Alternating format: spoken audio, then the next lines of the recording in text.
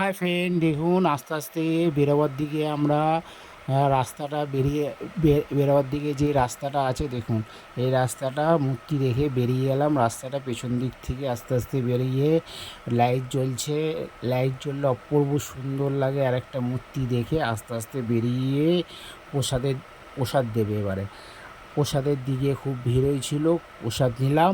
প্রসাদ নেওয়ার পরে দেখবেন আমার ছেলে আস্তে আস্তে মুখে দিচ্ছে। দেখুন এই মূর্তিটা দেখে, এই দেখুন এখানে প্রসাদ দিচ্ছিল, প্রসাদটা নিল আমার ছেলে।